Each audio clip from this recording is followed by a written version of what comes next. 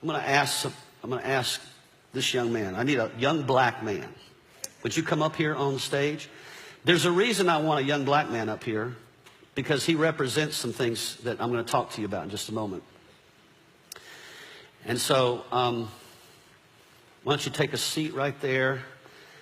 And if you wouldn't mind just taking your shoes off and your socks too, thank you. And then I'm going to wash your feet. Now, let me say something before I wash his feet, because this is important. This young man doesn't just represent black America. This young man represents all minorities for this moment right here. What most people don't realize about my race is my race has a hard time getting what's wrong in America. We have a challenge. The great slogan that was spoken at the beginning of this presidential race that got a person elected was, we're going to make America great again. Going to make America great again. When I first heard that, and everybody cheered, yay, I looked at the crowd, and it was predominantly my race cheering for that statement. And I thought to myself, okay, if I'm going to be a Christian, I need to filter that statement through the lens of other races, not just my own. And I'm thinking to myself, here's what I'm thinking. I'm thinking to myself, okay, if I'm a black person, maybe a young black man in America, and I'm thinking through the lens, make America great again, I'm thinking, when was America great for you? When was there a season of time in the last 240-something years that America was great for you? And so, I think about it.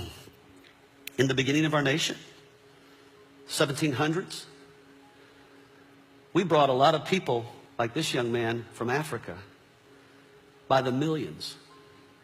In fact, history tells us that between 17 and 60 million, no one has the exact number, died in that transition. The greatest atrocity of one race in all of human history. Way bigger than the Holocaust. And we all know about the Holocaust. But for some reason, this has never been really advertised too much, because my race, we don't want to feel guilty.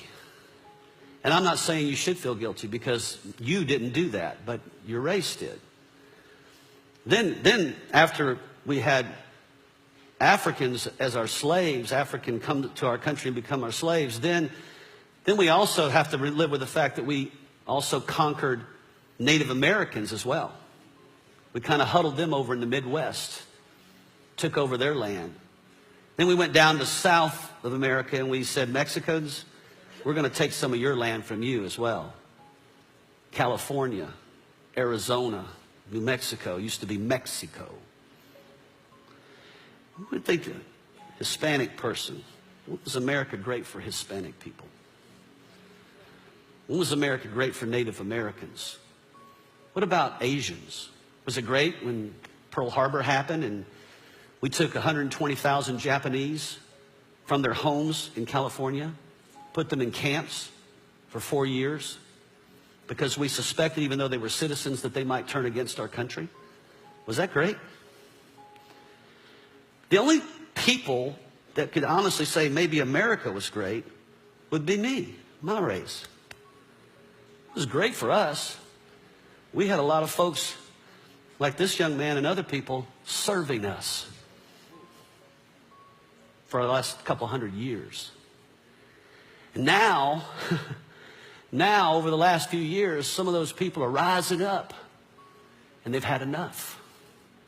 And movements are starting and different things are happening in our nation that are saying, hey, we matter too.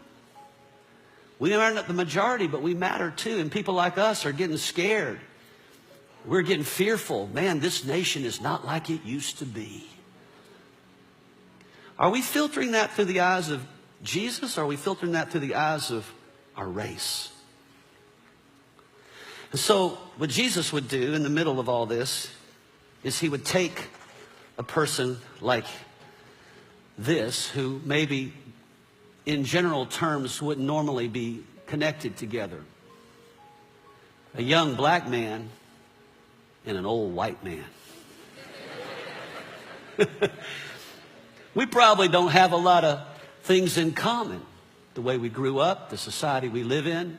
I don't get in my car and worry about a cop pulling me over. I don't worry about being treated unjustly in society like you do. I don't grow up with fear.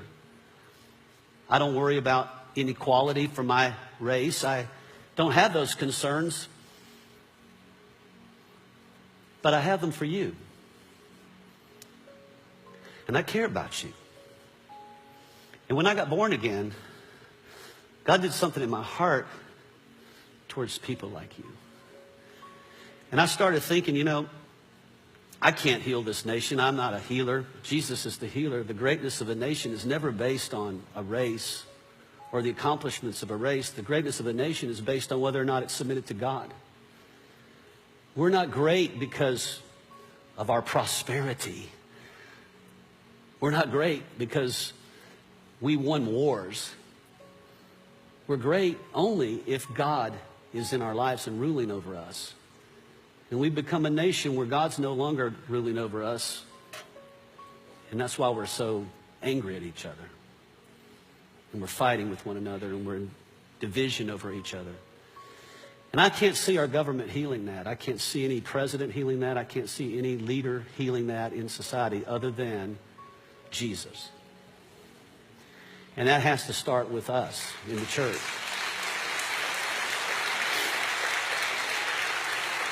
So,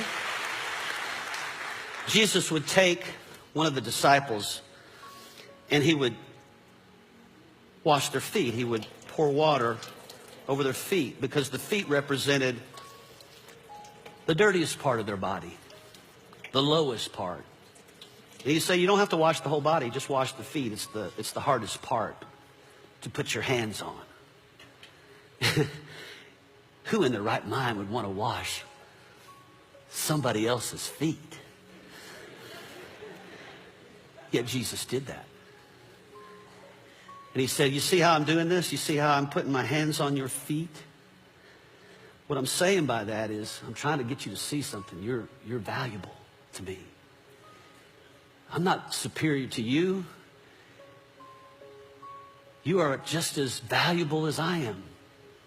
I know society hasn't told you that, and I know circumstances in life haven't told you that, and I know history hasn't told you that, but God says that about you. And you deserve the right as a young black man to grow up without fear. You don't need to be growing up with wondering whether or not you're accepted by another society. God accepts you. He's the great equalizer. When he came to the cross, he came to equalize everybody, to take slaves and make them equal to the free, and make the woman and the man equal, and make the poor and the white equal, the poor and the rich equal, and to make everyone equal. And he says, look, I want you to do this because this is what heals the world. This is what causes the world to come together, is when we serve each other, when I can serve you and you can serve me, and we're not living our life trying to have power over each other, but we're family. You're a Christian, I'm a Christian. You're my brother, I'm your brother. We bros.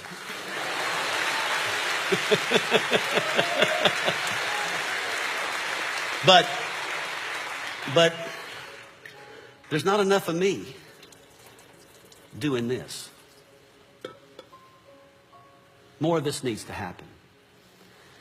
And so maybe it starts with us in the church. Maybe it starts with the people that are in this church, that we would just say, you know, regardless of our history together, what if we just started loving each other and serving each other and maybe washing each other's feet? What if we had a small group one night and we just all just humbled ourselves, got down here real low and looked up to you and said, you know, I value you. I care what happens to you. I care what you experience in America. I care about the hurts and the wounds of your past. I care about the history of my race against your race. And I'm sorry. I repent. I didn't do it myself personally, but I take responsibility for my own race. Because Jesus didn't do anything to hurt people, but he took responsibility for them. He took responsibility when he went to the cross, and I need to go back to the cross because we need healing. We need healing in this relationship. We need to be one together instead of you doing your thing and me doing my thing. And so you're a good representation, not just of Black America. You're a good representation of all people that maybe haven't been treated with value, wherever they're from.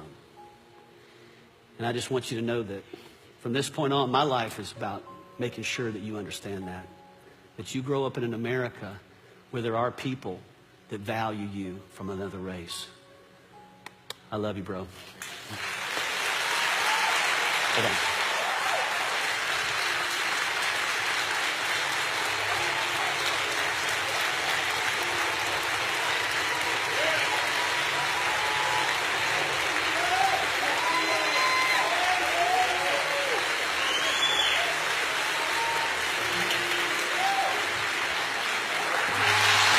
Thank you, Lord. Thank you.